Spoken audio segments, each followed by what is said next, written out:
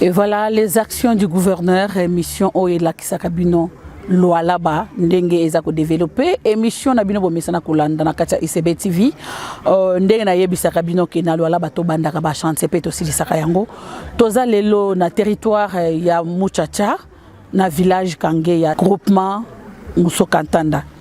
Alors na groupement Musokantanda to yekola Kisabino, misala ya mama béton, misala ya excellence Fifi Masuka Saini. Volonté oaza ko manifester na ba congolais nyonso ya ko développer province surtout na matali éducation na yebisa kibino que batu ba yebisa kabiso que kolwezi ndelo ala bate awa pe na Kange ya eza kolwezi te. Ça veut dire que Fifi Masuka atongi na lola ba profond, atongi na lola ba partout. A calculer que ba villageois bande qu'on a biso ba village baza pe na besoin ya ko bénéficier na éducation ya malamu. Alors bana na biso il faut batanga na école ou ezali moderne école ou eza ko représenter image ya province ya là-bas. Alors nazo présenter bino école o etongami na ba territoire nyonso ya province ya là-bas awa toza na Muchacha. École Kange ya oboko mona toza na village Kange ya ezola tapé kombo ya Kange ya eza na village Kange ya etongami na 18 salles de classe. Toza na clinique, tozali na salle ya informatique, toza na ba terrain ya foot, de bozo mona kuna, toza na terrain ya basket. Vive, vive, vive Fifi Masuka, le bon choix de l'Olanda, c'est Fifi Masuka, la bâtissesse de l'Olanda, c'est Fifi Masuka, la voyante de la province, c'est Fifi Masuka. Fienne de l'union sacrée, c'est Fifi Masuka, la fondatrice de FIDEC, c'est Fifi Masuka. Fifi Panani baloba kiloba kia koko kateo. C'est l'entreprise ZS, moi c'est Paul Mazamba, nous sommes au territoire de Muchacha, dans le village de Kangea. Nous sommes en train de construire une école. La capacité d'accueil est de 1080 élèves pour des vacations, alors la capacité annuelle. La composition de l'école est de 18 salles de classe réparties comme ça. Nous avons des salles informatiques, 6 salles pour le primaire, 6 salles pour le maternel et puis 4 salles pour le préparatoire technique.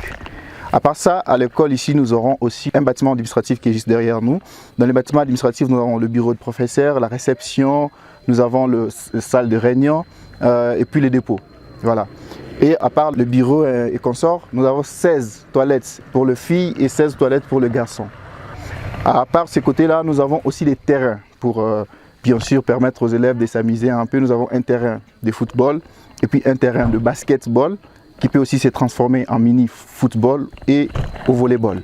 En dehors de l'école, nous avons une clinique pour tout le village, donc pour tout le monde et les élèves bien sûr parce que ça se trouve à l'enclos de l'école et aussi pour permettre aux villageois de se faire soigner.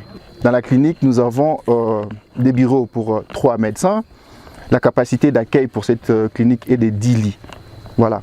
À part ça, nous avons des toilettes pour les hommes et pour les femmes, une salle d'accouchement, les laboratoires, salle de réception et les urgences.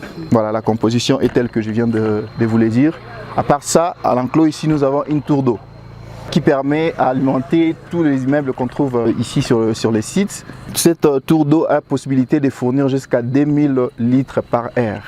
On a mis notre forage jusqu'à 120 mètres de profondeur pour avoir l'eau potable, pour permettre aussi aux villageois d'épuiser de l'eau ici gratuitement bien sûr. Et nous avons un système de panneaux solaires. Voilà, parce que tous les sites seront alimentés par des panneaux solaires. Voilà, pour une capacité de 100 kW. Tala école à boy, bana bako tanga na école à boy, eza bana bavani na ba village. Ce que moni ba ban ya classe, eza ko correspondre na valeur ya province lokola lwalaba. Mais nakala biloko to monaka yango te. Siko tuna ngai ngapena tuna yoke misolo o etongi o euti wapi.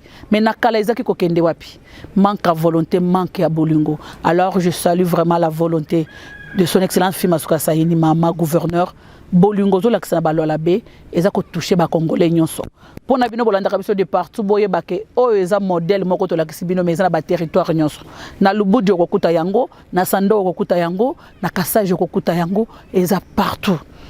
Donc eza couper sa valeur. Ba misusu ba kosa ki bino que eza na compte ya 145 territoires non. oyo eza 145 territoires 145 territoires programme en chef de l'État etongi mpe baekole ebele mais oyo eza gouvernement Masuka nde etongi yango. Quant à moi je vous dis un grand merci, tokutani à la prochaine. Merci beaucoup.